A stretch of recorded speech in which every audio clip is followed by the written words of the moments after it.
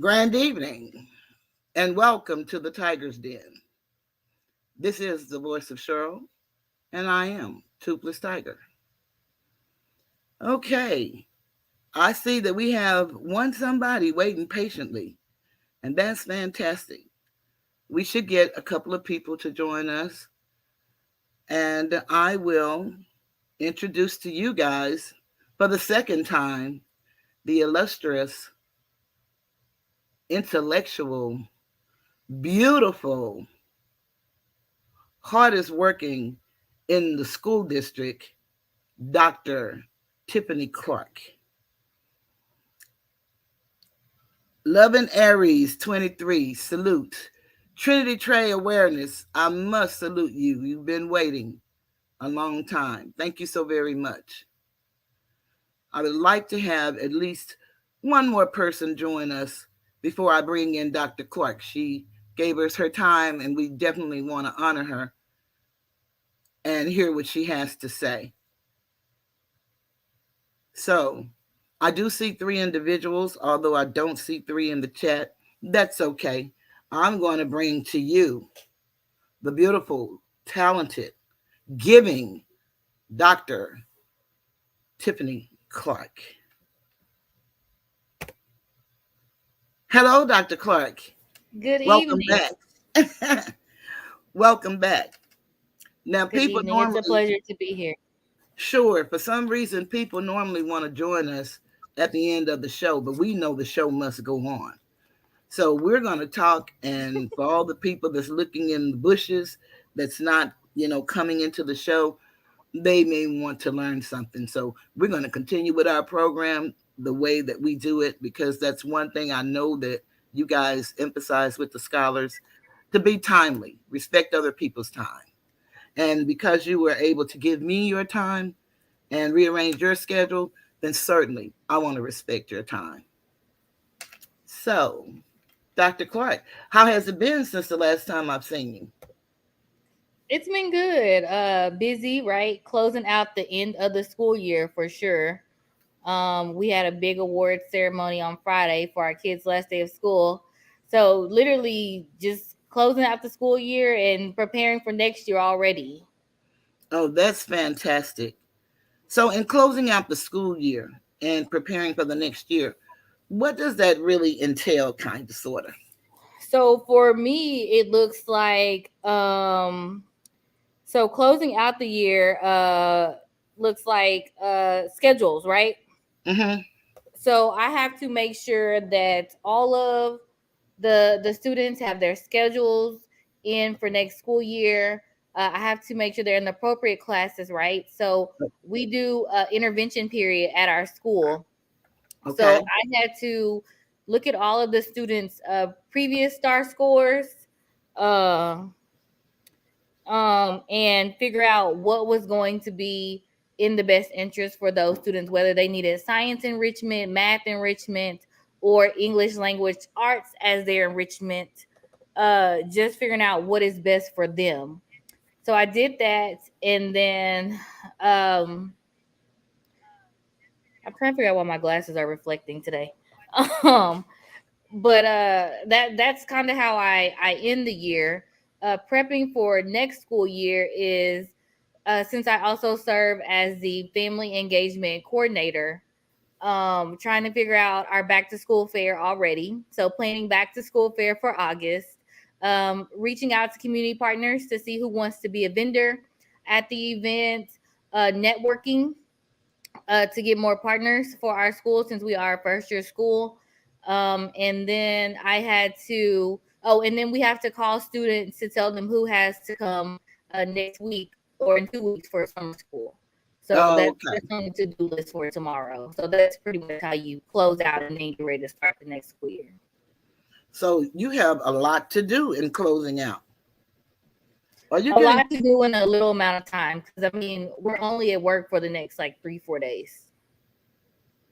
okay? I'm trying to make sure that I'm not getting feedback but it sounds like you're chopping up, and so I'm just trying to figure out if it's because I'm looking at it on another device as well. Okay, I think that we're okay. That's fantastic. So I heard you say about the family engagement. Mm-hmm. That was one of my questions that I had for you. And so perhaps you can go into what that entails a little bit, because my question was to you, what is your suggestion on getting more parental, old school values back in schools? And so, Absolutely. Like okay. that's something we are working hard on over the summer. Hmm. So we started preparing a packet now so that we can have those conversations with our parents now of what our expectations are for next school year. I feel like honestly, if you set the tone and let the parents know what to expect, then just like your students, you're raising the bar for those parents. So it was crazy because at the award ceremony on Friday, I even alluded to that and told parents, hey, you should be getting my weekly emails. If you're not getting my weekly emails, you need to update your email address. And I said that because that was the prime opportunity to tell parents, start checking your emails. Like, Hmm.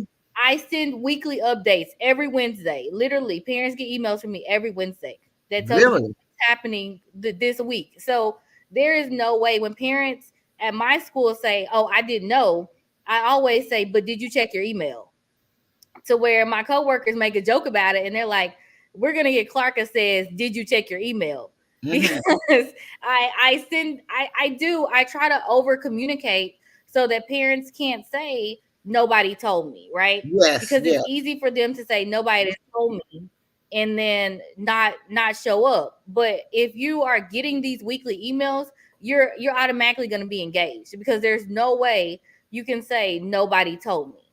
So I worked really hard on making sure that we are creating that opportunity for parents to get involved and get engaged.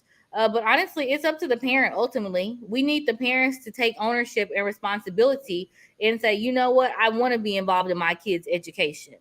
We're this coming up school year, we're hosting a minimum of 4 parent nights, right?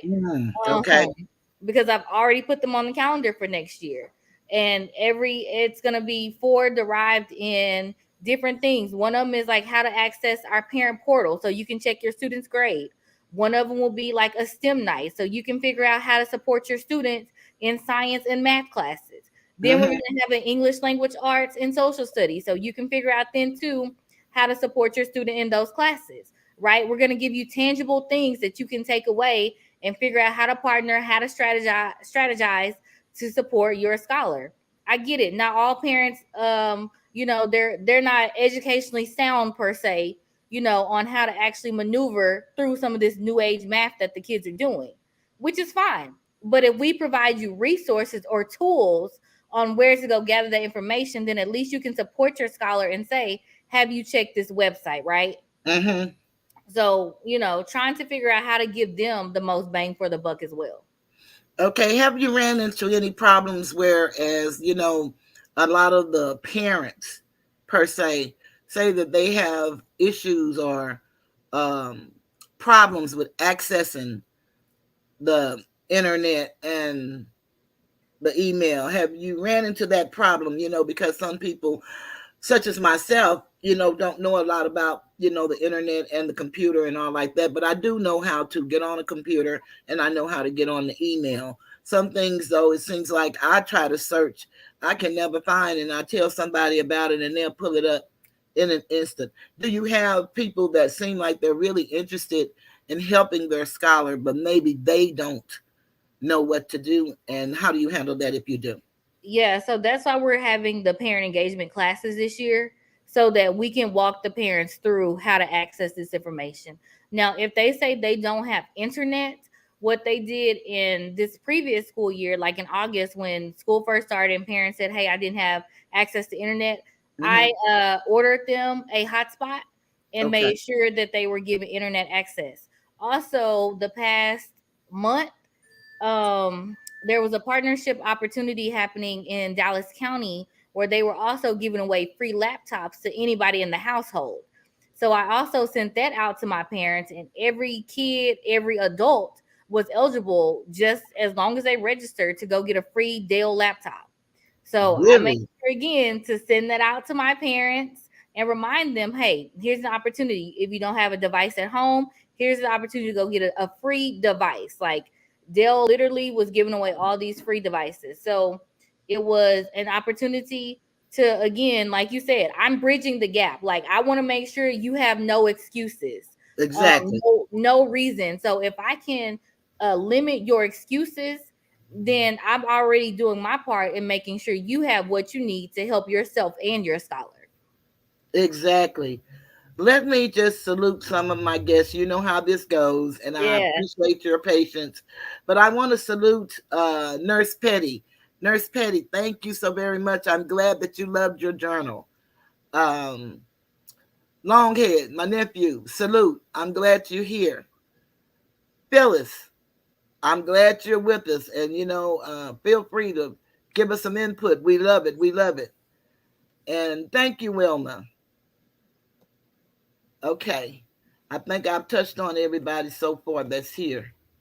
Oh, and I've already thought, and I think I welcome Loving Aries 23. If I didn't, Loving, salute. Okay. Dr. Clark, I heard you say that Dell gave away free laptops. Did they give Mhm. it to them for them just to use for the school year? Or did they Nope. actually give it to the, and what did you say? And how did that happen? Or did that just happen in your school district? So Through DISD? yeah, in DISD, And they in gave it to all the DISD, DISD we students? were sent an email. No, it didn't just have to be students. Like some of our teachers were even eligible to go get laptops for their families as well. Like Really? it wasn't limited to just students. Yes. And when did this So happen? it was, they just had the another event on May 26th, and it You was at are North kidding. Texas, Dallas. Like it's literally you register, you click on the link, you go register, and however many people you register for is how many devices they give you. And What? these are yours to keep. Like you don't have to return them or anything. And I thought about going to get one, but I'm like, I already have 4 computers at home. What am I going to do with another one? Like, that's just being selfish, right? Mm-hmm. Um, but I know that there are people who don't. So I extended that opportunity to my parents to make sure they knew, like, hey, if you don't have a device at home, here's your opportunity to go get a device.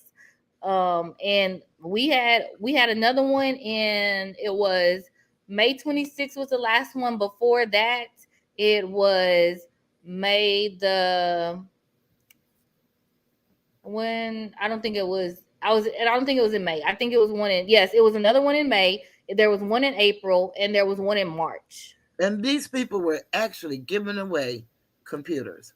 Giving them Isn't away. that Take home. something? Mm-hmm. Well, that's fantastic.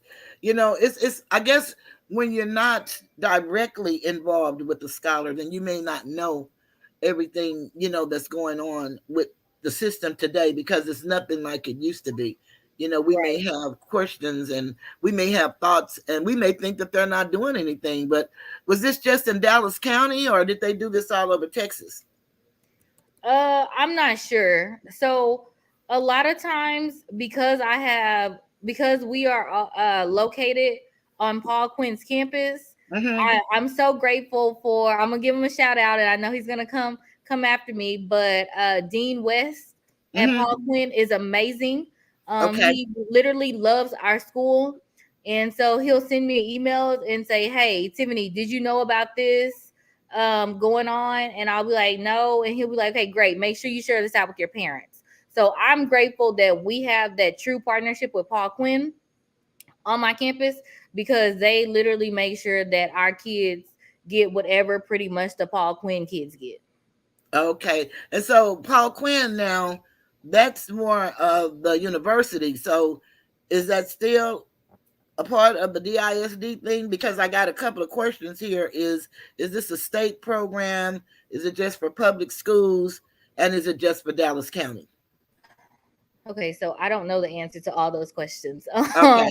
I can look at my email and see exactly what it says. Hmm. Um, but I do know it was also like the actual distribution happened at North Texas, Dallas campus. So it Okay. can't necessarily be limited to Dallas ISD. It may be a partnership with Mm-hmm. Dallas ISD, but it was literally open, like I said, to anybody. To anybody. Mm. Well, that's fantastic.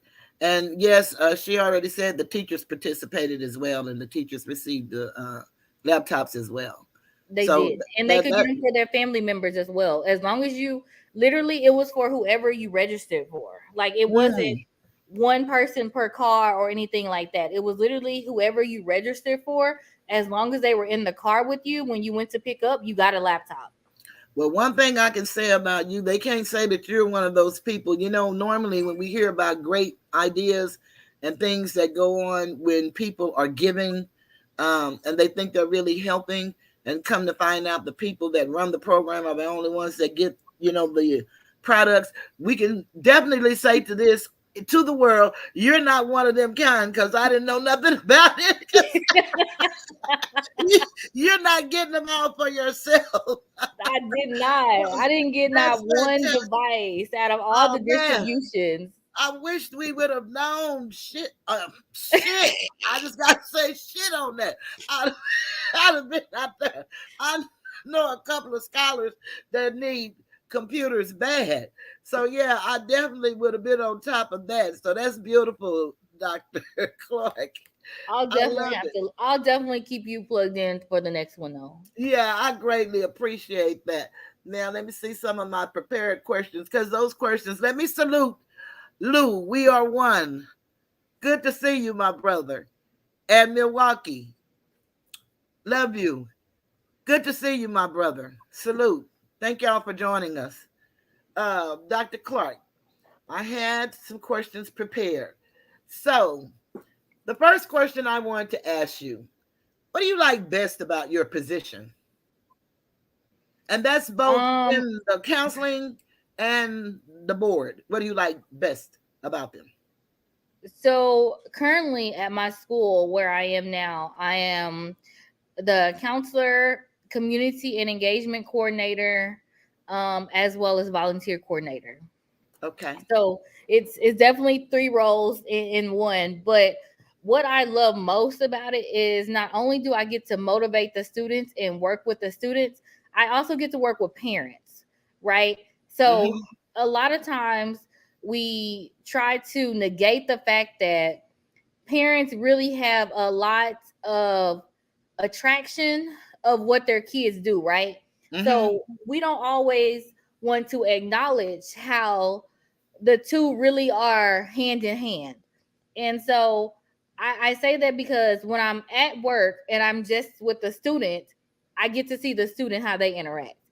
But Okay. then when I get to work with their parents, I get to see the characteristics and the traits of how they have been developed because of their parent, right? Okay. Oh, that's beautiful. Some some good, some bad, right?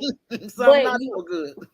yeah, but you always get to look back and be like, okay, you know what? It doesn't fall from the tree. Like that's a real thing. Like the apple don't fall too far from the tree. So how do you get your students to understand though, hey, yes, I understand your parent is like this, but what are you going to do differently so that you don't have to end up with this same mantra, same mentality, and Mm-hmm. all of this as you move forward? Because we have some kids who, they're ashamed of their parents. They were like, "Dog, I don't want my mama coming up here because she don't know how to dress." Like, so you talk to your student, you say, "Okay, so what are you gonna do differently so that you make sure that you don't ever embarrass somebody or feel ashamed, when you become that parent." Mm-hmm. So that's kind of the good thing that I really enjoy about working with all sides right now in this position. Oh, that's And beautiful. counseling more so is giving kids a challenge because I'm finding that parents don't challenge their kids enough. Okay. And and expound on that a little bit for me. and so when I say they don't challenge them, it's like they're okay with their kids making 70s, right? They're Okay. okay with a kid failing if they claim to have given it their best. Well, I'm Okay. not okay with the kid failing. And that's because I don't come from a failure mentality. And I feel like when you are accustomed to greatness, when you're accustomed to excellence, Mm-hmm. then it's hard for you to sit and watch somebody fail because they're choosing not to, Okay. right? And when parents are supporting that narrative and saying, "Oh, well, they tried their best," and I ask them, "Well, did you go to tutoring? No, then you didn't try your best. Did you Mm-hmm. ask your teacher for makeup work? No, then you didn't try your best. Mm-hmm. Did you use every opportunity you had to ask questions? No, then you didn't do your best." But parents will look at it and be like, "Well, what did you do to support me?" It's not what did I do to support your child. It's how did you resonate and have those same conversations. Did you check with your kid when they got home and ask them did they have homework, or did you let them go take a nap and play the game? Okay. You know, so you have to be truly in tune with the kids and letting them know, like, you know what, you have greatness within you, and I'm gonna pull it out of you whether you like it or not. And Okay. that's literally how I operate as a counselor. As a school board, what I love most about is being able to create policies that are going to elicit some type of change, right? Okay. And we know change is difficult for people. People don't like change. But sometimes you have to change things and break systems in order to get a different outcome. Because if you keep doing the same thing, that's the definition of insanity and expecting different results. So you have to switch up the policy sometime and rework it, revamp it to try to figure out how can you be a change agent, a true change agent. And then you have to advocate. It's hard to advocate for things that you don't believe in, right? Yes. Yes. So it's easy to get up here and talk the talk, but honestly, you have to have passion within you in order to drive what you do. So I love being on the school board. Well, let me say this. I'm on my farewell tour with school board. So I have exactly about less than 11 months. Well, I would say right barely. I have a little under 11 and a half months left. But Okay. you know, it was great to be an advocate of change. It's great being an activist. It's great doing the work that for a school district that helped make you who you are, right? So it's giving back and talking about that community and that foundation that paved the way. So for me, it's been an honor and a privilege. I look forward to my successor. Hopefully, they'll reach out soon so we can start bridging these gaps and having these conversations. But truly, is doing the work and trying to give the students the best foundation, even better than what I had when I was a student in DeSoto. Well, let me just say this to you, Dr. Clark. First, I'm going to salute a couple of people that joined us, and we're so happy to have them. I want to salute JB Charles and Cookie's World. Salute. And I'm glad you made it. It was somebody else that made it. The real Chase Bank. Salute to all you guys. But Dr. Clark, let me tell you, I'm just sitting here in awe of you. I am so in awe of you because you know I really know you. And I was having a conversation with Greg. I said, "Damn, I wonder how Tiffany be doing all this shit she be doing." Because I know you three snaps in a circle for real. Somebody else may be trying to be it, but I know who Yeah. you are. But girl, I just love. I can feel it through the computer. This is some real live nigga shit. I can feel it through the computer how you really are in tuned and loved, and this is what you were created to do. You talk about this shit with such ease and with such intelligence and with such love and with such care for our children. A lot of people on this motherfucking YouTube, they always talking about our children, help the children do this, but they don't have none. And I'm not talking about comparing intellect because I don't compare people. You compete against yourself and no one else in That's my right. life. That's the way I do it in my world. I don't know how other motherfuckers do, but in my world, you just compete against you and be the best you that you can be and be a better you. And then don't beat you up if you don't stay there. Just keep getting up and going forward. But just listening to you talk, damn, I'm damn near in tears because you so real with this shit. And I'm talking about humble. I'm talking about loving. I'm talking about, because I know some parents that's struggling with some babies. And one of the things that I would tell them is, most of the issue is you, because you're the goddamn parent. But it's sometimes hard to even tell the parent because they're going through some things themselves. And so Mm-hmm. you don't want them to take on the persona that I'm not a good parent. You know what I'm saying? Because a lot of times all they hear what we're saying to them is that we're putting them down, or we're saying that they don't love their children. And that's not it at all. But sometimes they missed what they needed.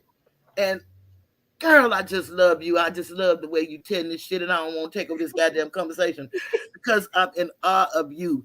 Um, Phyllis said, Dr. Clark, did you tell others about the computers? I was not aware of the computers.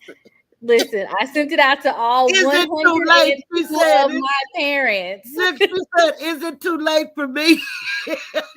I will look it up and see when they're having another one. I will do that.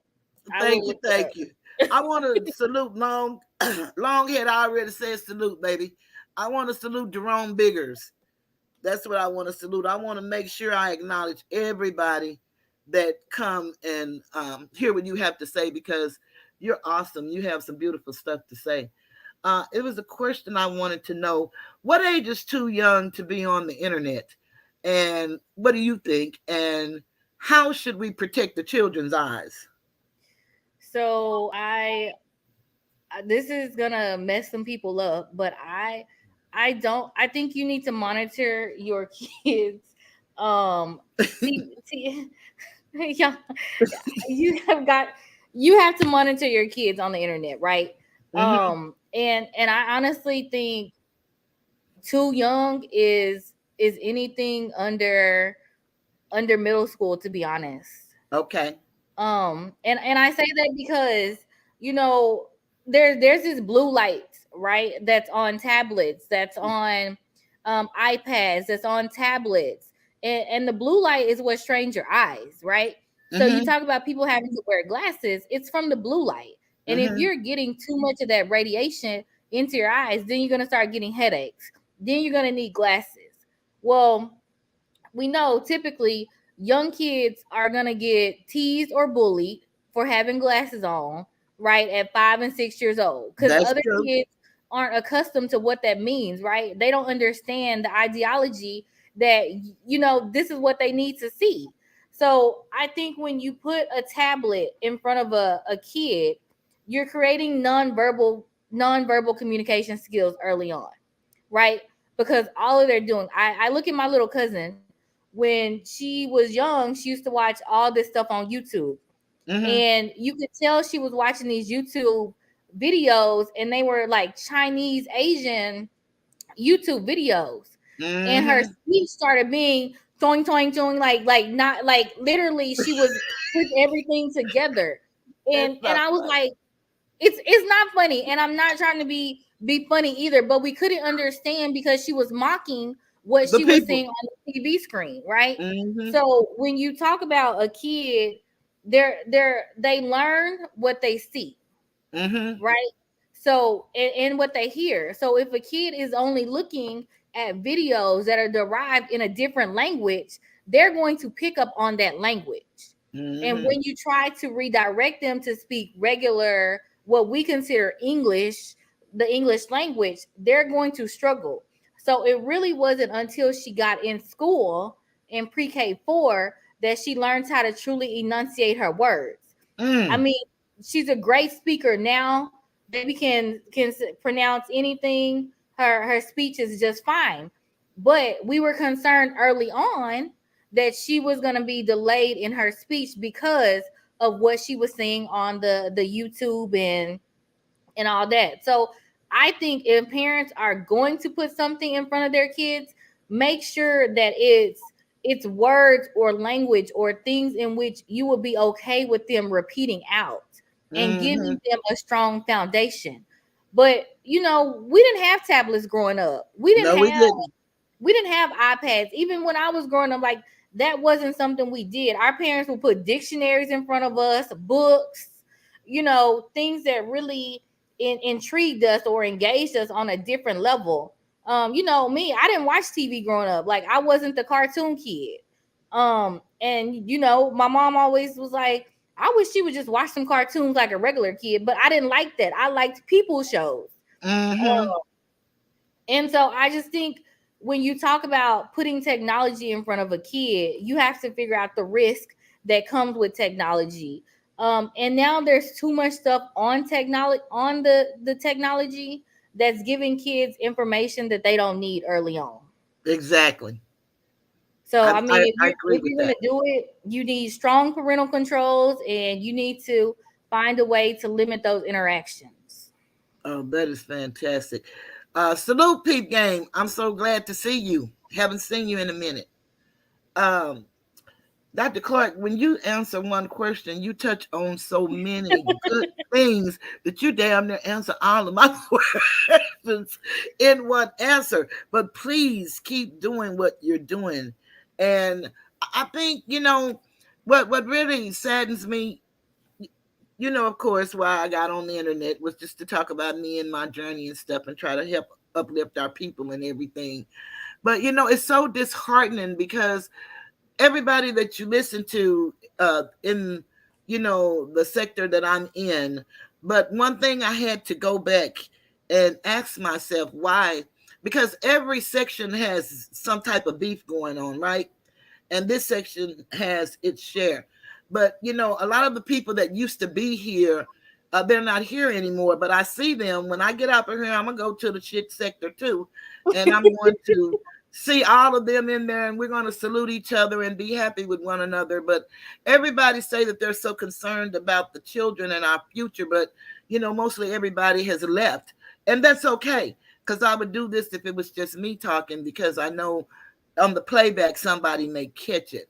But the thing that's so disheartening is here we have somebody who actually literally worked with the children, worked with the parents, and our people are not here. So I'm doing more of a statement here than I am asking you a question at this point, because it's just so Mhm. disheartening to know that you're willing to give your time. And I know that you have a very busy schedule, and to talk with us one on one personally, and answer whatever you can answer for us. And we don't have more participation, but yet we care about our kids getting shot down in the street. It seems we only care when the white policemen shoot us down, or something of that nature, because we have an opportunity to learn different ways. And I think that's what I like that you talk about, because I know some parents that's struggling with their children, and you cannot um, tell the parents what to do or who to be. But what I love that you do is the same that I, share with people about counseling. You give them other ways and other. I think that's what a lot of our parents, because a lot of our parents with kids in school are young parents. They started having babies young. And so a lot of them may not have gotten the nurturing and the connection with their parents, because a lot of them came up when a lot of the parents, the crack cocaine era. So we have to take all of this stuff into consideration. And I just love the way that to me, it just resonates through this computer all the way across the world, the way you have such care in the manner in which you speak. I'm talking about you can fit, well, I can fit it. And I'm a feeling person, and I'm into energy and shit like that.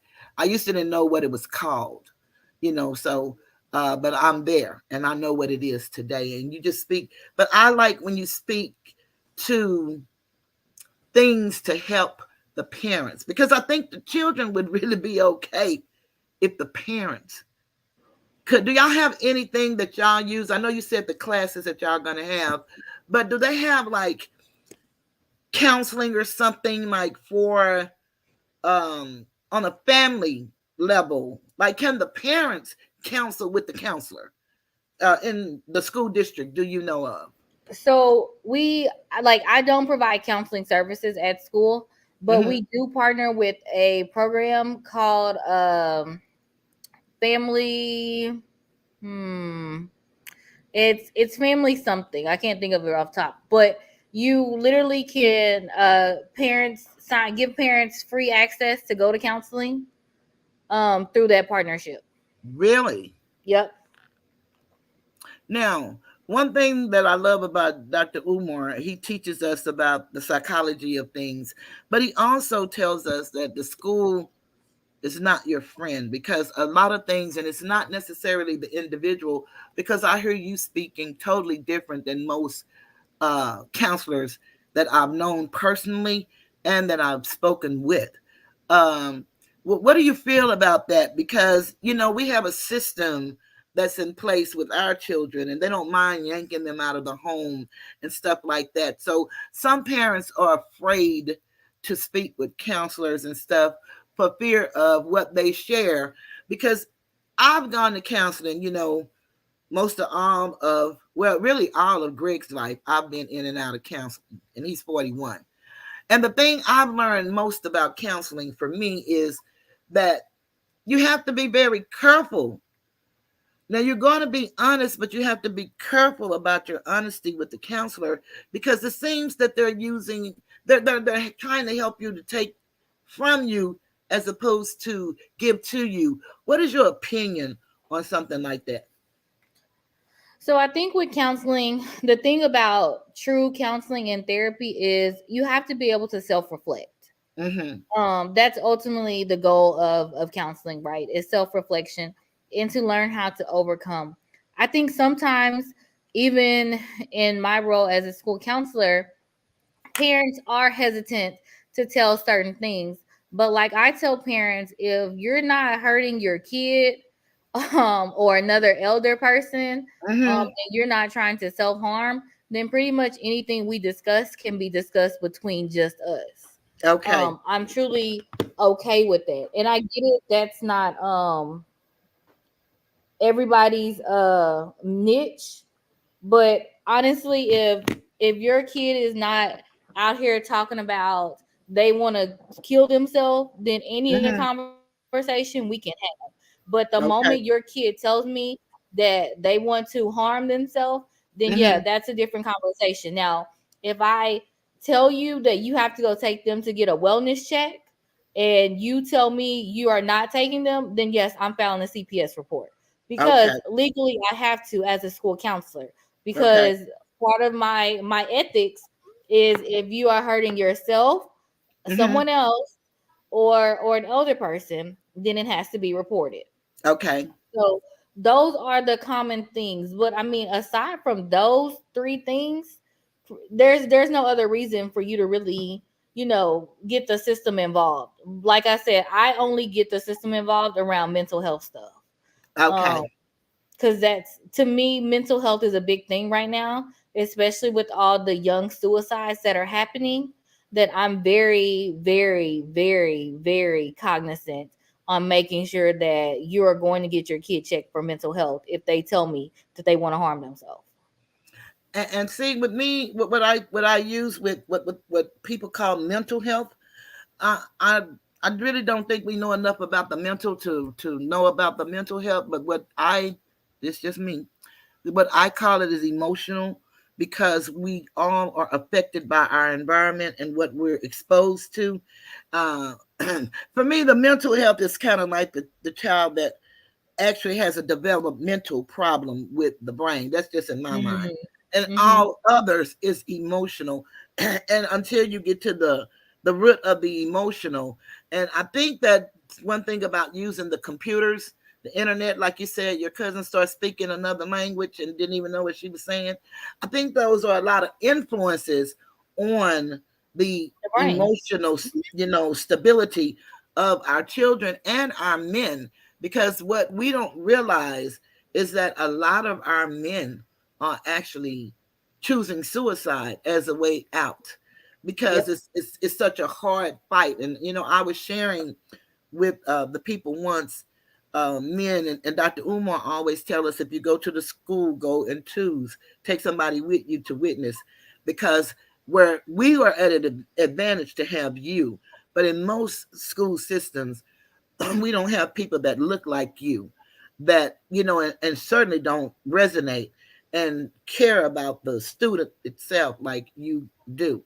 But a lot of times when the father go to the school, they make him an aggressive, black man, and a lot of the schools bar the fathers away. What suggestions would you give as a counselor if you want to be a father? Because I have a nephew and he's very involved in his kids' life in school, even though they're having problems in school. But he's there. He try to be there. He goes there. But what are some of the suggestions you would give for the father that really is in the child's life and want to be a part of whatever with the schools, if that makes sense? I don't know if I said too damn So, much.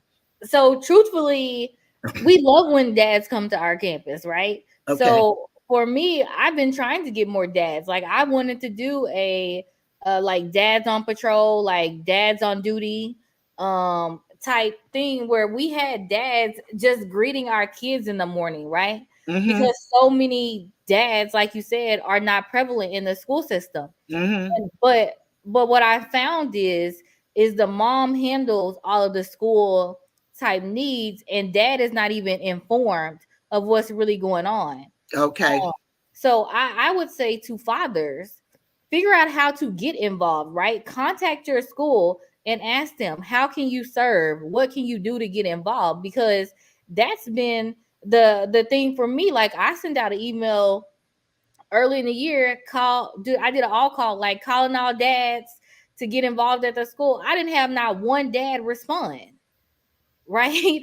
Mm-hmm. And so it's like, but of course when I reach out to the parents and the moms, yeah, I'm gonna have moms who are more involved. But twofold, I've also found that if I call a dad, the dad is going to be more responsive sometimes, and we're Mm-hmm. able to have a true dialogue and conversation without the aggressiveness. Because honestly, more females to me are more aggressive than the dads. So I can easily have a conversation with the dads, but some of my female parents, they're like anti. Nope, whatever you saying is not the truth. But when I take that same story and tell it to the dad is like, oh, I understand exactly what you're saying. Yeah, they do that. But the parent, that mom is gonna be like, that ain't my kid. I don't know what you're talking about. So, so it's like, okay, well, here we go with this. And then, you'll have the dad who will tell the mom, like, no, I believe this is really what's happening because I've seen this before. And the Mm-hmm. parents like, no, you don't know either. And they like, we in the same house. What do you mean I don't know? So so parent moms, I've seen mom are very much into the covering things up when Okay. the dad is the one who's more optimistic about situations and changing narratives. And that's just from my experience as a counselor. Okay. I can believe that because I see that with people. And so that really makes a whole lot of sense. um Chocolate Freckles, welcome. And she made a statement. Warrior Queen, salute, I'm glad you're here. um Chocolate Freckles said, did y'all see the Mayfield sisters on Tasha K channel who had I guess it's violative daddy, and maybe that was a violent daddy? And then she said that she thinks that the story is well worth more exposure. I did not get to see it, but I'm going to go look at it because I think that's what a lot of our children too have to deal with, the domestication of some type of violence, even if it's not physical violence. I think parents don't really understand or overstand the impact just an argument can have on a child and affect them in learning or wanting to learn or wanting to change their environment. I don't think parents really understand that. And that's why I say that it I used to tell Phyllis all the time when she worked real heavily with kids in the church and at the school. It's real hard when you are a person such as yourself, Dr. Clark, and she is, because children will gravitate to you and they'll tell you things that you didn't want them to tell you, and you damn sure didn't ask them, because they know that you really trust and care about them as an individual.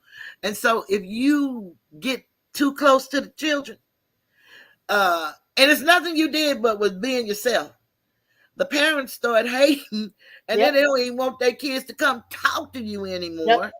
anymore. Because to me, when people tell children what goes on in this house stays in this house, that means there's some shit going on in that house. Yeah, Because to me, absolutely. I don't think it's ever necessary to tell a kid what goes on in this house stays in this house. So here we have the parents and the children role, and then the children having to be adults and keep secrets. And then how can they learn under that type of pressure? And They then can't. none of us really want to be honest and talk about it. Do you find that to be a problem? Absolutely. I had a parent literally tell me in front of their daughter, "Don't ever go talk to her again." Mm. And and I had to remind them, I'm the only counselor here. So no matter how you feel about the situation, it was my job, like, Mm-hmm. to take care of this kid ultimately. And I get it. You don't like what was said to your kid because of the fact that it now holds you accountable to have to do your job as a parent. I get Mm-hmm. that. But ultimately, I'm not losing my job because you don't want a parent. That's a non-negotiable for me, and I mean that. And Mm. and I think sometimes parents don't like that. But Mm-hmm. like I tell parents, you want your job and I want mine. But Mm-hmm. ultimately, what it comes down to is I'm going to do what's in the best interest of the kid, whether you like it or not. My job is not to please the parent. My job Mm-hmm. is to not even please the student, but to make sure the kid is getting whatever they need in What they order to need. succeed. And I know that gets me in trouble a lot because I don't please the parents. I don't appease the parents because Mm-hmm. I'm not here. Yes, I get it. We supposed to have this whole mantra of make sure you're showing good customer service to the parent and you're going above and beyond for the parent, but the parent don't pay me my bill, pay me my paycheck, and the Mm-hmm. parent is not here day to day with their scholar. Now if that parent wants to come shadow their kid for a day and see exactly what their kid is doing day in and day out, then of course maybe you can tell me how to do my job. But until you here every day with your kid, seeing how your kid acts when you're not here, then we Mm-hmm. can't have that conversation. Oh, that's and that's what I wish that more parents could do and would do. A lot of parents don't get involved because of their personal background and what they have going on in their lives. Um, if anybody in the chat have a question for Dr. Clark, she'll be more than happy to attempt to answer it. Let me just salute a couple of people that came in. I see EJ Blakely, salute. Lovey, salute. Ass, salute. And he goes by Ass because he's named after his grandfather. And so for him in his culture, that's a term of endearment. It is not a put down or a curse word or a derogatory. Salute 251 realness. And someone 251 realness said, I just finished watching Tasha K with the sisters. I just cried. Sad, sad story. Their dad needs to be put in jail. Okay, I'm gonna go check that story out. And Chocolate Freckles said, Dr. Clark, you are in a very tough position. You are doing God's work. Go ahead, goddess, because you are a god and you do it like a god because you care. And Dr. Clark, I wanted to ask you about your book. Okay, before you do that, I Uh-huh. want to I can't drop in the comments, but I want to so it is only for Dallas County. So I did Uh-huh. find that out. The computers are only for Dallas County. Families must have a child in K through 12. It does not matter the district or the school as long as they're K through 12. And the email address or the website that you need to go to is compudopt.org/digital dash connections. Then you click on computer giveaway and complete the registration form. And then you have to look for a text message and they will text you and tell you when to come pick up your device. This will be going on from now until December. Wow, golly, wow. Let me ask you another question. And so And you I don't said know. teachers could participate too, right? Absolutely. So a teacher could do that too. And this is only for Dallas County.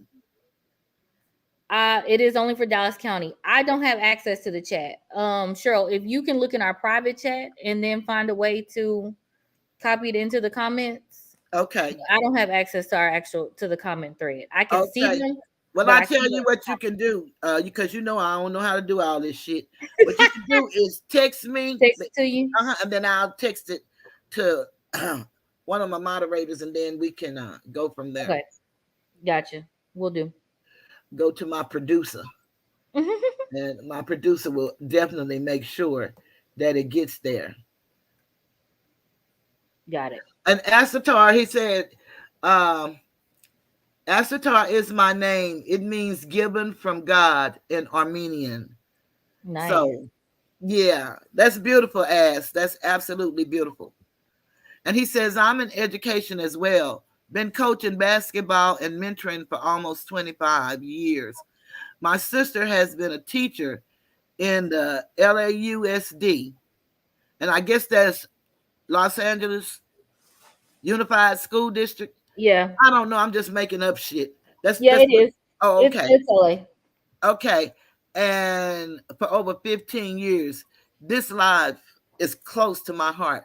Well, as you're close to my heart, so thank you so very much for being here. I greatly appreciate it. Dr. Clark is phenomenal and reminds me of you, As, because I like your personableness. I like your communication. And I like, how I can feel it through the computer. I told you I'm a feeling person. People often call me crazy, and that's okay. I'll be crazy. I don't mind crazy because I'm me. But I can feel it through your communication in the different chats. And, we all see each other in the chats. Uh, love you, RLG. Glad that you joined us. RLG said salute. Okay, let me get this to somebody to get this in there right now. And so, anybody from Dallas that's in the Dallas School District, I would tell you to get one of these computers while the getting is good. If you have a student, and guess what I'm doing, Dr. Clark? I'm sending this shit right back to you. And I tell you, we don't know what we're doing.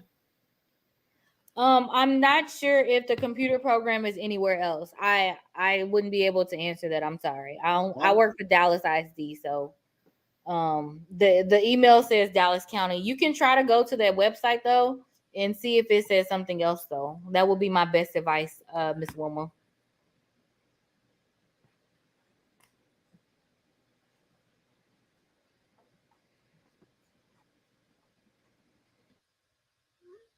okay, let's see here. Salute, my Brian Black. Salute, C. Roberts.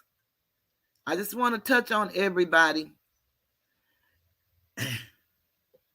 This is one of those shows, and this is what I love about Mr. Skinner. He always tell everybody hit that motherfucking cash app.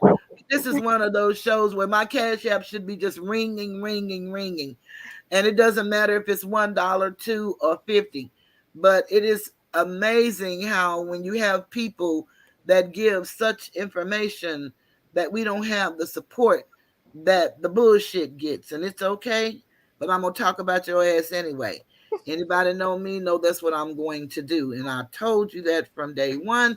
It does not change. C. Roberts, salute. I don't know if I said salute to you. One thing I love about this platform, it allows me to be really me. And I give them me. 100. Dr. Clark, I had some questions. Now, Yeah, you were about to ask me about my because, book. Sorry. yeah, I try to limit this show to an hour, but I noticed a lot of times people don't really start coming in until the hour is almost up. So what I try to do is, if you have any time or at any time that you want to stop, let me know, because I know, like I said, you have a busy schedule. But I definitely want to give the people that's coming in, because sometimes we've gotten a few more people. We want to give them an opportunity to hear you. Okay, see that? Look at somebody. Somebody heard me. They heard my cry. Thank you, Chase. I thank you, darling. I love you so much. And let me do something, Dr. Clark. I got something new. Uh-oh. And let me let you see it. Oh, I didn't download my tiger.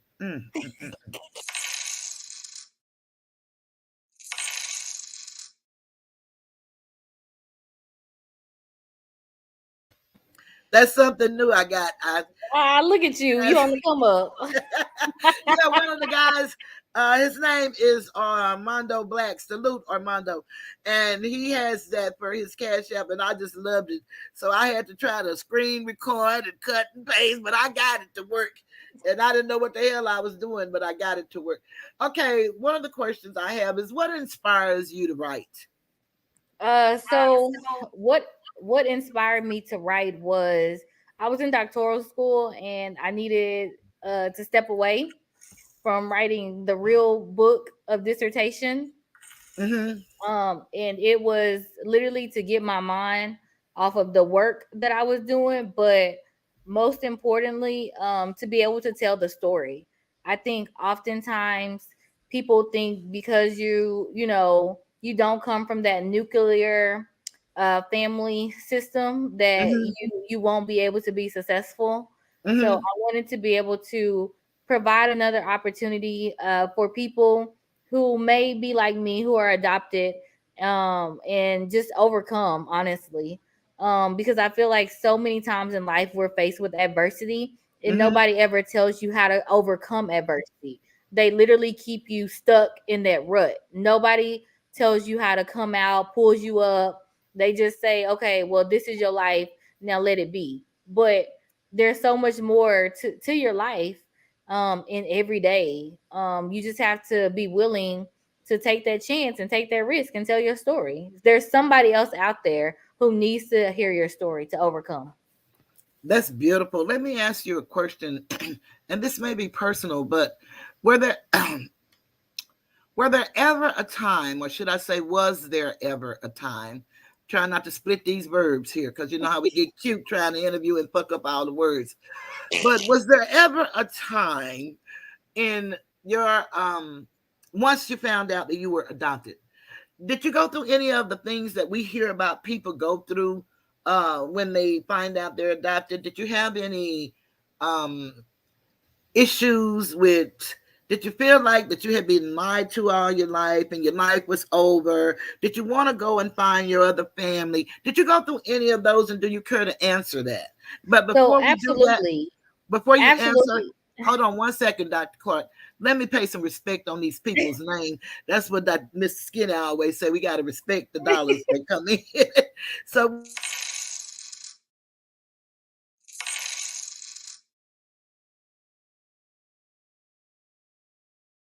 I can't disrespect my people.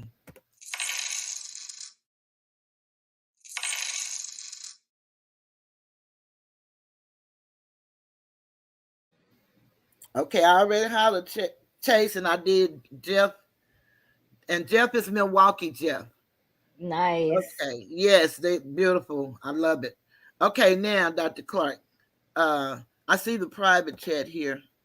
Oh, already, yeah, Okay, yeah, you already did that. Okay. yeah. You know I'm slow, child, and I don't know what the hell I'm doing. Salute, Dimple D. Dimple D, Dimple. Let me see. All right, I'm ready now. I just want to make sure I don't miss nobody that came in while I was doing that other stuff. And we're still fine. Come on with it.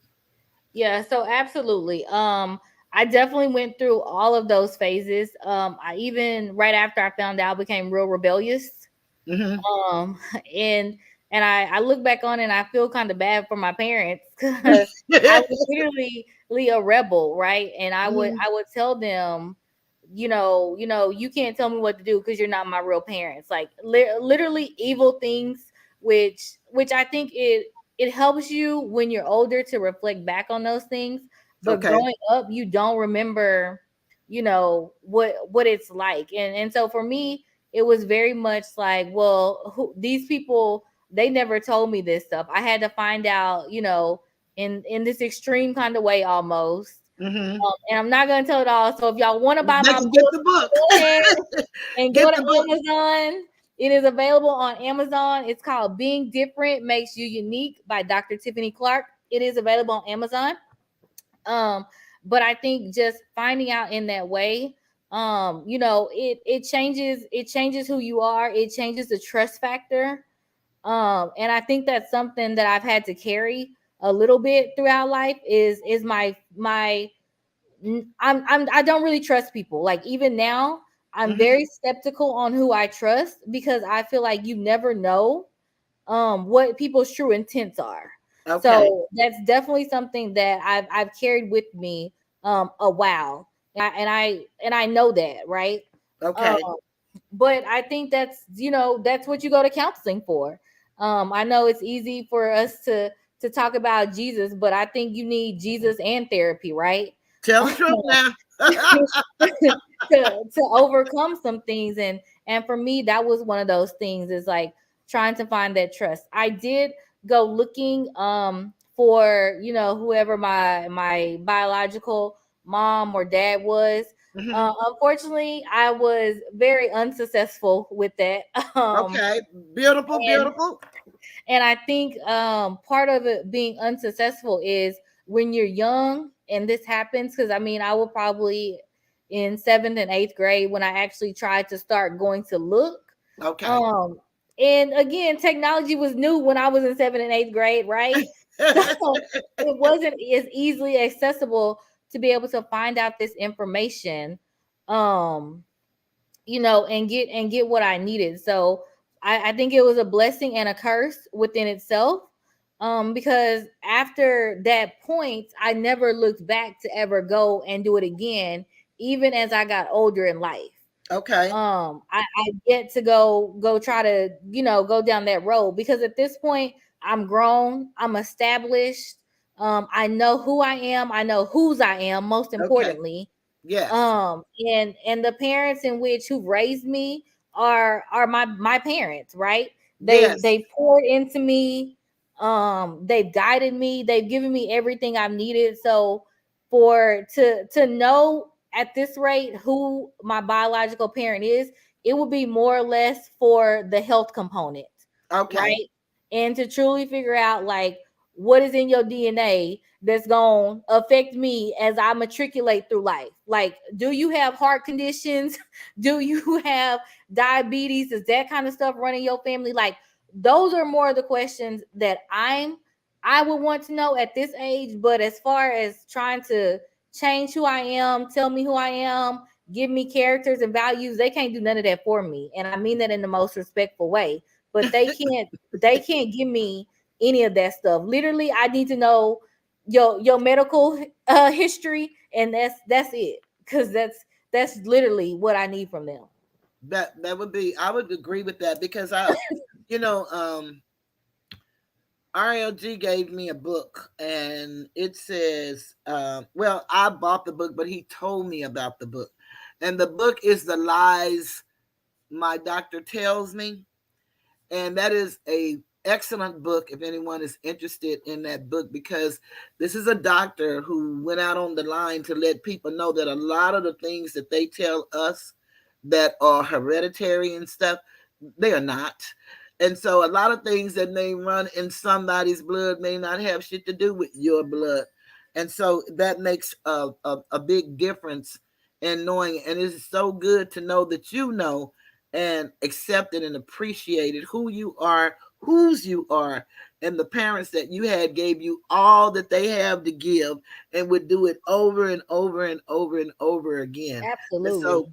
that's what I want our children that didn't really grow up in the situation like yourself, and their parents love them, but they love them with what they know to love with. And I think that's, I have a heart for the parents because I too was a parent who thought I was such this great ass parent, but I lacked in some areas, and my son had to suffer and he say that he's well with me and with it, because I believe in therapy, and we went to therapy and we did our part. But as a parent, you still, wonder in your knower, but life is what it is, and you can't change it, if you wanted to.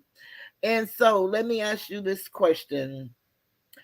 Other than the internet, how would you recommend getting our children excited about reading and discovering things for themselves? I think camps, right? There's all these different camps that are happening in the city of Dallas, just like there's so many, like I sent out like three today to my parents alone. Like Girls Inc.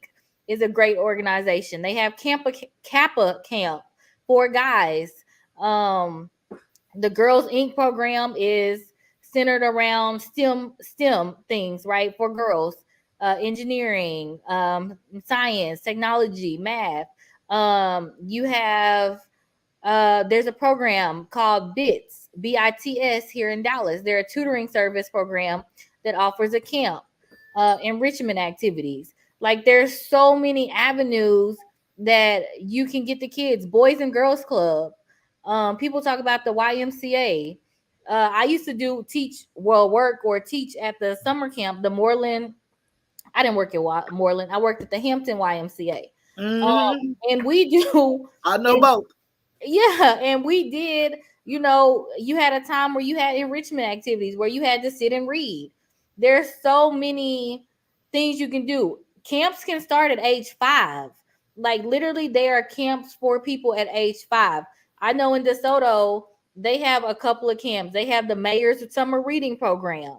Um they're doing DJ classes on Mondays for kids ages 12 to 15. Like there's so many things that you can do. You just have to be connected. And I'm not even saying being connected like know who the plug is. I'm saying connected like get on the internet. Like people scroll on Facebook all day long, but they Yes, never scroll for educational opportunities because I say they that all the bypass time. that information. I So say that it's all the definitely time. Phyllis said it's exposure. It's definitely exposure, right? But parents make excuses on how not to expose their kids, but they want to blame the school system. Well, kids are home for 2 months in the summertime. Expose them. Give them the tools they need. There are so many opportunities, but you have to take advantage of them. A camp that we're offering that I sent out to my parents is Black Boys Do Math, right? Oh, There's no, that's so good. many there's so many things where they talk about black boys don't do math. Well, this program is called Black Boys Do Math. And then University of Texas in Arlington is also having a math summer camp. So there's so many opportunities to engage your students. I mean, like I tell my parents, check your emails. If my parents check their emails, they've gotten so many opportunities to do stuff all summer long.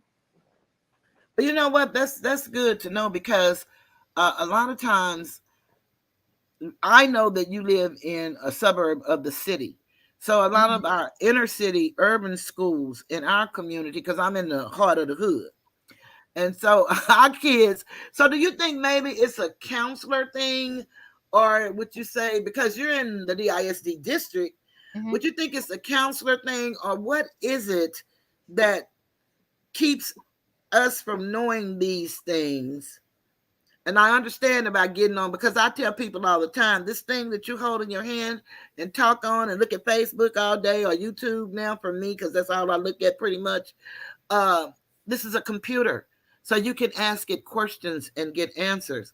So do you think maybe that, because a lot of this stuff we hear nothing about, know nothing about, like all the different camps that's available, especially like, what do you suggest for a kid that's so far behind that just pure embarrassment alone won't allow them to go back to that school, because they have passed the age of the grade of the school, and they want to be in school, they want to run track, but they fell along the wayside, and now they don't know how to get back on track. What do you suggest um in that? I don't ask you about 15 things in one question, if you was following me.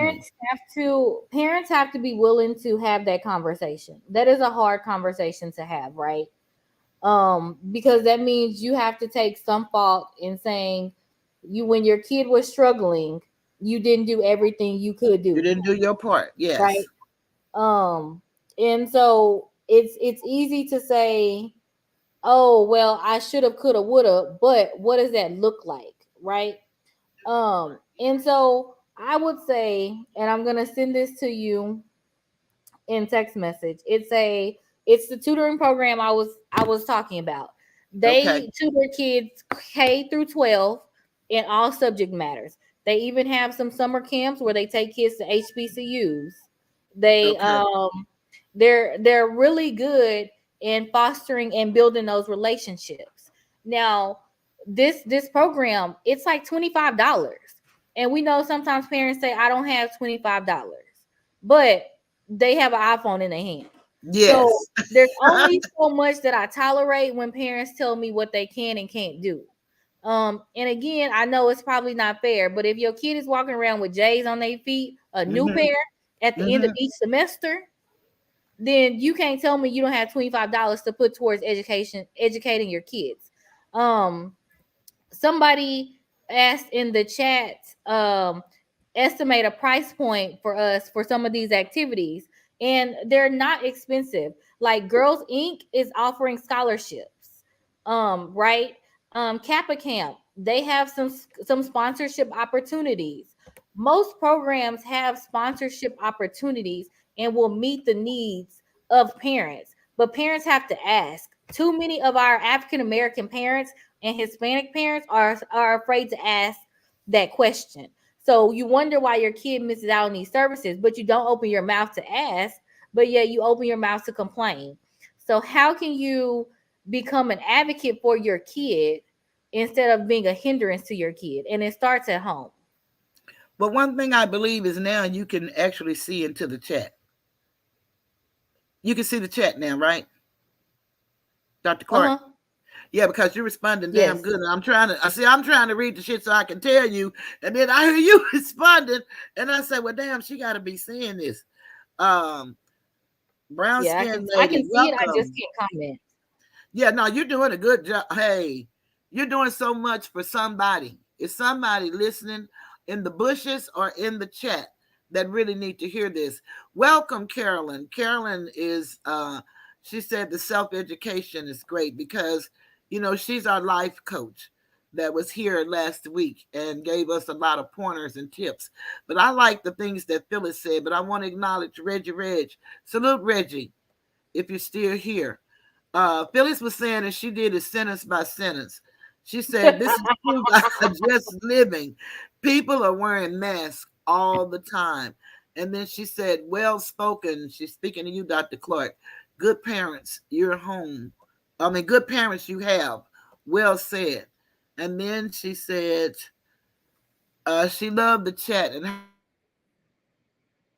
how much that they're learning from these different topics. Then she went on to say, do anyone know who they really are? And then are not. And then each person need to search themselves, which is so very true. So very true. And she say expose our kids to nature, make it connect with real life. And that I think is necessary advance. We need to do that. We need to expose our children. We're so inside and so on the computer that we don't even realize that the connection to good health, wealth, um, a freed mind is a connection with nature because nature teaches us what we need to know. And we're so far away from that. One of the things I would like for you to talk about because you have such an entrepreneurial spirit about your entrepreneurial ventures. Speak on what made you want to be an entrepreneur Yeah. and what does that entail. And because a lot of people don't really understand, you have all the degrees and I listed them all, but you still work with your hands. You still can make money if you never went to school at all, and you can do it legitimately. And I think that a lot of parents who missed the mark. What I tell people is, if you're a parent that didn't graduate high school, if you're not interested in school, then your children are more than likely going to be the same way. And so some kids may not know that you didn't go to school or you didn't graduate, because some people don't discuss that with their children. Some people may think that their parents are the greatest scholars in the world because they may have the degrees. But how can you, in communicating one with another, foster the education system as well as the entrepreneurial spirit that you have and have exhibited? Yeah, so next year, one of the programs that we're getting ready to offer to our students is actually an entrepreneurship after school programming. Because we want our kids to be able to walk away with something tangible, learn how to self promote, and be business minded. Because the thing is, when you have something that you're passionate about and you like and that you own, you're going to be willing to do more work towards it, and you're not going to Okay. want to see it fail. Okay. Right. So for me, the entrepreneurship journey was, honestly, it started with t-shirts because I was tired of paying somebody to make t-shirts because it was just so expensive. Mm-hmm. My line sisters and I were constantly like, oh, we want this shirt design, we want this shirt, and it was costing us like $30 a t-shirt. And I was Mm-hmm. like, first of all, I'm tired of paying $30 for a t-shirt. We either not gonna get no more t-shirts, or I'm gonna figure this out myself and y'all gonna pay me. And Well, that was good. that's literally how it happened. Okay. And so it was, I realized it became fun. At that point, it was fun. Okay. Baking, I've always baked growing up. It's just what I did. My granny and I would always bake in the summer times when I spent them with her, or during the holidays when I was over there at my granny's house. And so when my grandma passed, I needed a way to still live out her legacy and connect with her. Okay. And so I turned my passion and pain, literally, like from grieving about my grandmother, into monetary value at that point. So Mm-hmm. I every time I bake, I bake from scratch. And I know, most bakers, they find a niche to get out of doing that.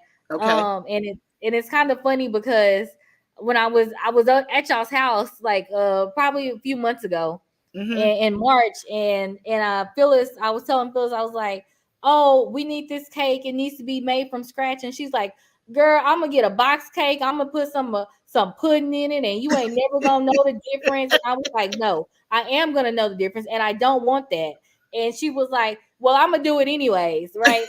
And I was like, "Nobody wants that nasty box cake." Um, and she's like, "Can't nobody taste the difference but you." And I'm like, "So that's important to me." But it's something about a scratch cake that embodies love and embodies joy. Um, and it's time, right? It's definitely It something that's is. time consuming. It makes you become peace. It's, to me, it's peaceful. It makes me whole, right? And so Mm-hmm. it allows me to find my balance again. So when I bake, I put on my music, and I put on my AirPods, and I'm in a zone, right? And it's something I do. I don't even look at the time, right?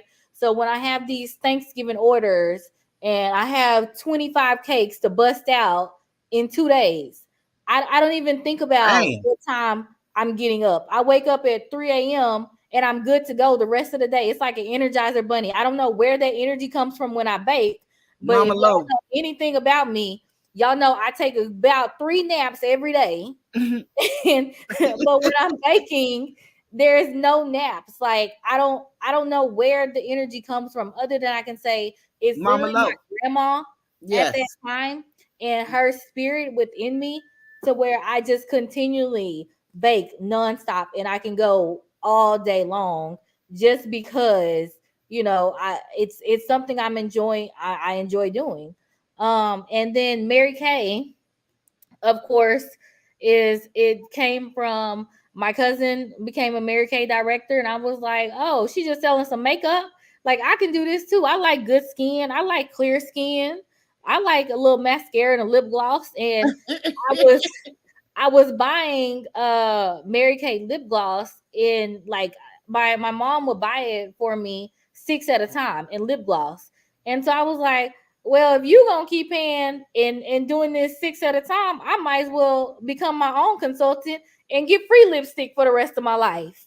Um, and and that's literally how I was like, you know what, I can do this Mary Kay thing. And I know there's so many African American people who say Mary Kay isn't made for them, but the new line of Mary Kay, that's the only foundation I wear these days I've is been wearing Mary it for Kay. years.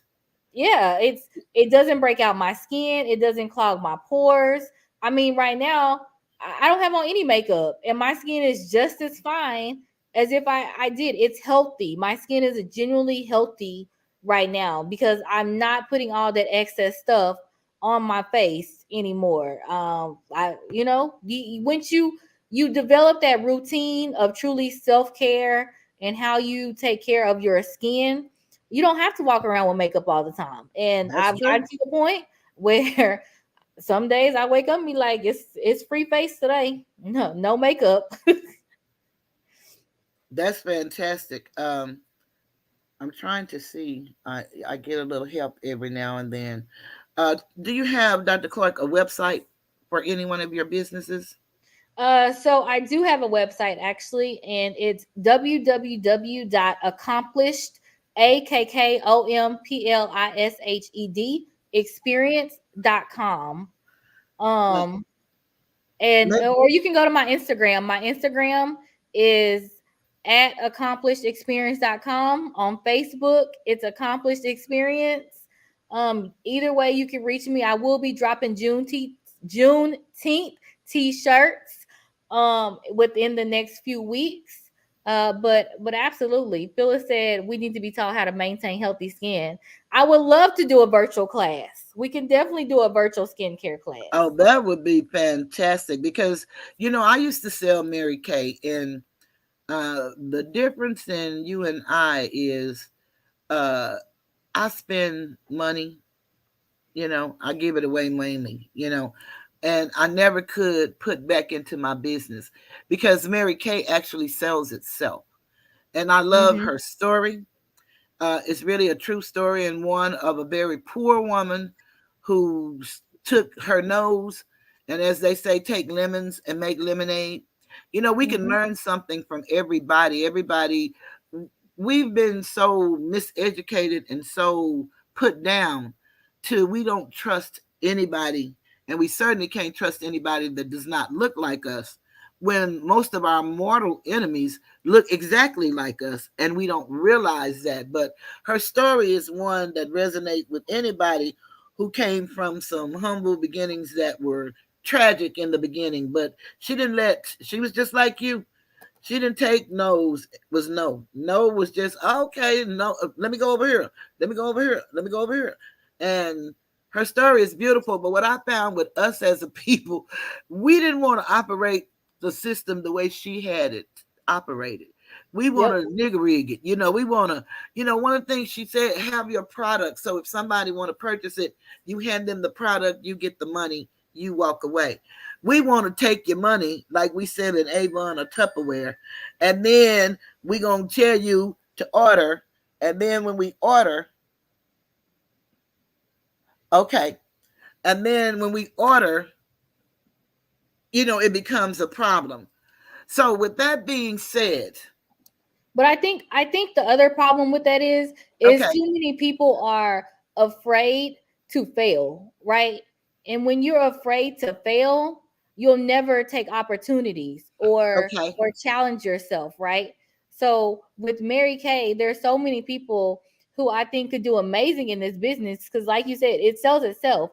But too many people are afraid, and then they call the what is it, the multi whatever they call the the multi-level thing that people say doesn't really work or whatever. mm-hmm, But honestly, if you think about corporate America, it's all a money scheme anyways, because the person at the highest who does the least gets paid the most. um, okay, tell the but truth. there's so many people in Mary Kay who literally are thriving because they've done the work, and it's Mm-hmm. not hard work. It's surrounding yourself and networking.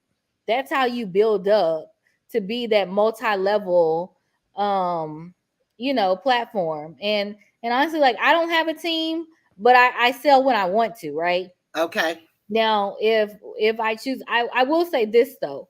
Mary Kay sustained me for 6 months only when I quit one of my jobs in 2019.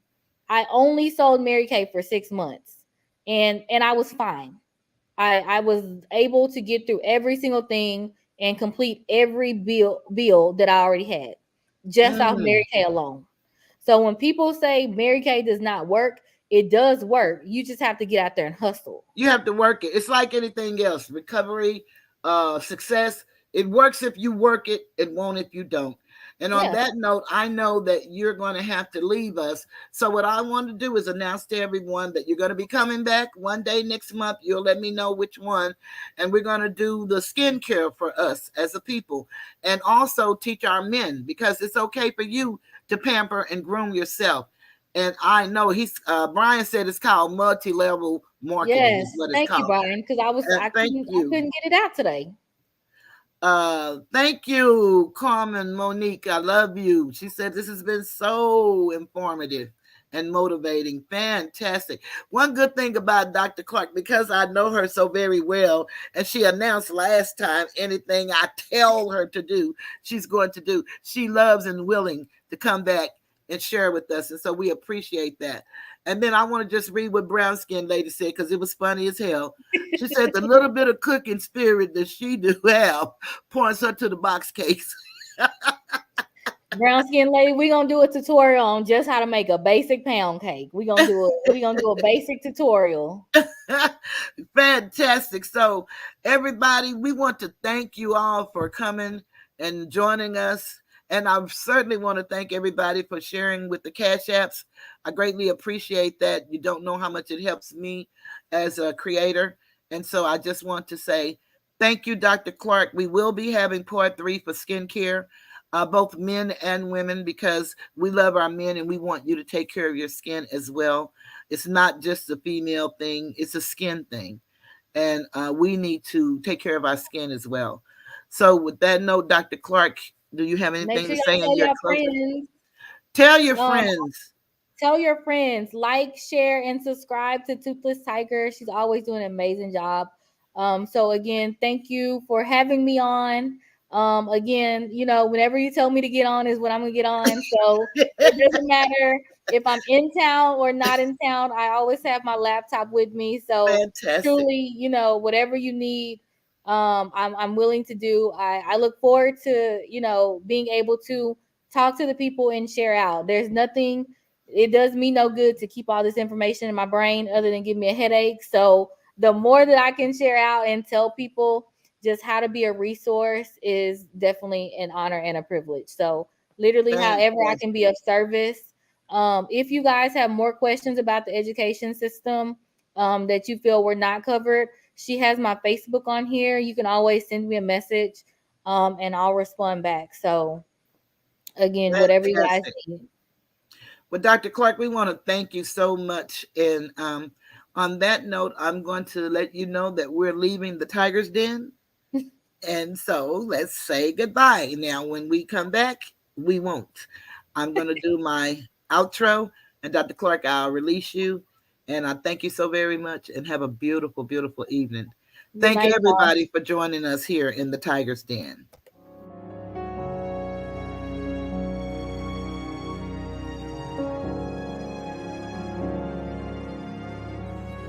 This video was made for education and entertainment purposes only. There's no malice or ill intent from the content creator.